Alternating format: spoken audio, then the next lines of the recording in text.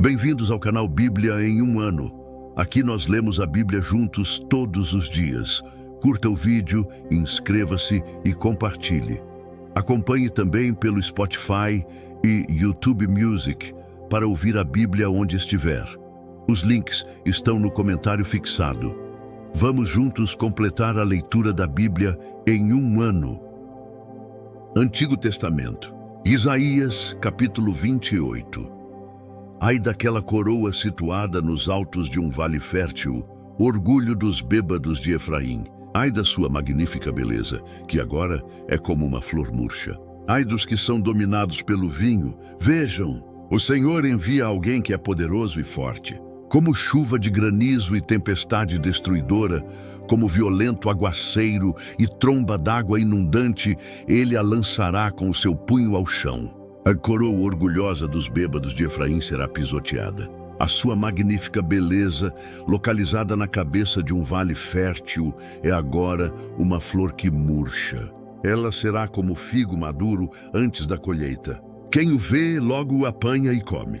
Naquele dia, o Senhor dos Exércitos será uma coroa gloriosa, um belo diadema para o remanescente do seu povo. Ele será um espírito de justiça para aquele que se assenta para julgar, e força para os que fazem recuar a batalha à porta. Estes também cambaleiam pelo efeito do vinho e não param em pé por causa da bebida fermentada.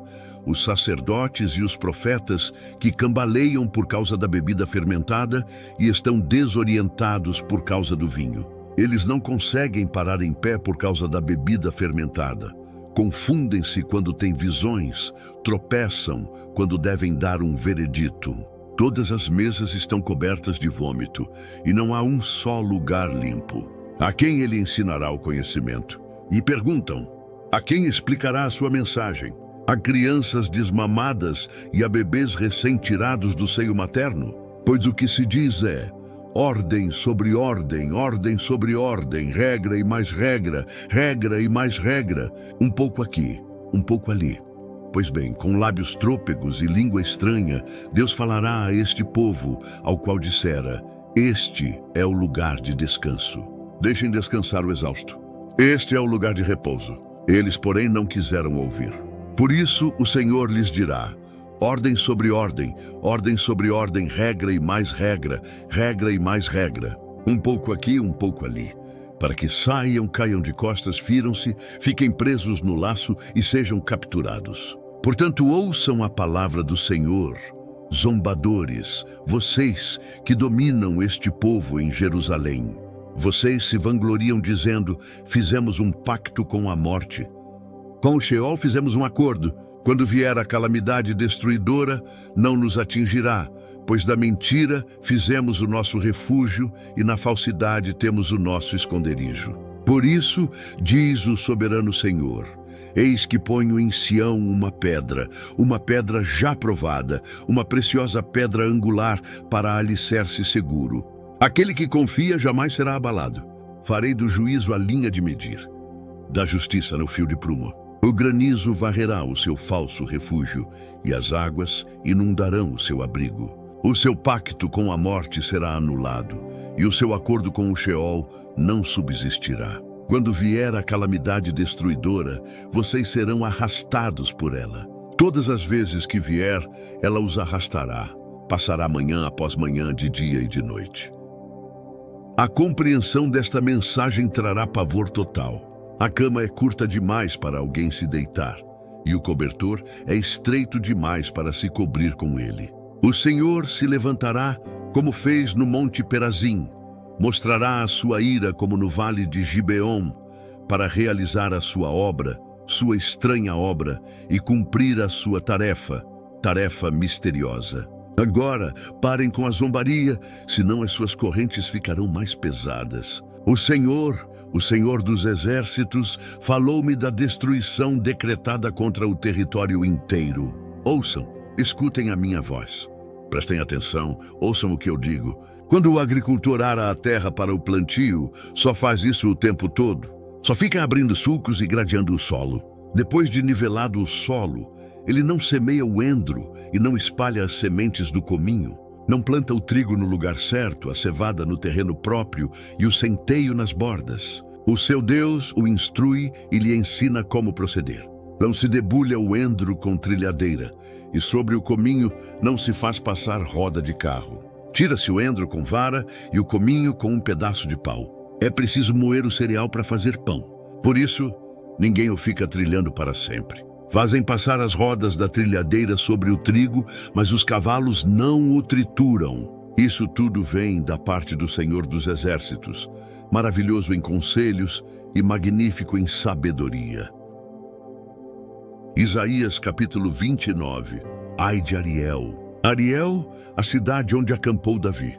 Acrescentem um ano a outro e deixem seguir o seu ciclo de festas. Mas eu sitiarei Ariel, que vai chorar e lamentar-se, e para mim será como uma fornalha de altar. Acamparei ao seu redor, eu a cercarei de torres e construirei contra você as minhas obras de cerco. Lançada ao chão, de lá você falará. Do pó virão em murmúrio as suas palavras. Fantasmagórica subirá a sua voz da terra. Um sussurro vindo do pó será a sua voz. Mas os seus muitos inimigos se tornarão como o pó fino, as multidões cruéis como palha levada pelo vento. Repentinamente, em um instante, o Senhor dos Exércitos virá com trovões, terremoto e estrondoso ruído, com tempestade, furacão e chamas de um fogo devorador. Então, as multidões de todas as nações que lutam contra Ariel, que investem contra ela e contra a sua fortaleza e a sitiam, serão como acontece em um sonho, em uma visão noturna, como quando um homem faminto sonha que está comendo, mas acorda e a sua fome continua. Como quando um homem sedento sonha que está bebendo, mas acorda enfraquecido, sem ter saciado a sede. Assim será com as multidões de todas as nações que lutam contra o Monte Sião. Pasmem e fiquem atônitos. Ceguem a vocês mesmos e continuem cegos. Estão bêbados, embora não de vinho. Cambaleiam, mas não pela bebida fermentada. O Senhor trouxe sobre vocês um sono profundo, fechou os olhos de vocês, os profetas, cobriu a cabeça de vocês, os videntes. Para vocês, toda esta visão não passa de palavras seladas em um livro. Se vocês derem o livro a alguém que saiba ler e lhe disserem, leia, por favor, ele responderá, não posso, está selado. Ou se vocês derem o livro a alguém que não saiba ler e lhe disserem, leia, por favor, ele responderá, não sei ler. O Senhor diz, este povo se aproxima de mim com a boca e me honra com os lábios, mas o seu coração está longe de mim. A adoração que me prestam é feita apenas de mandamentos ensinados por homens. Por isso, uma vez mais deixarei atônito este povo com maravilha e mais maravilha. A sabedoria dos sábios perecerá, e a inteligência dos inteligentes se desvanecerá. Ai daqueles que descem às profundezas para esconder os seus planos do Senhor, que agem nas trevas e pensam, quem nos vê? Quem ficará sabendo?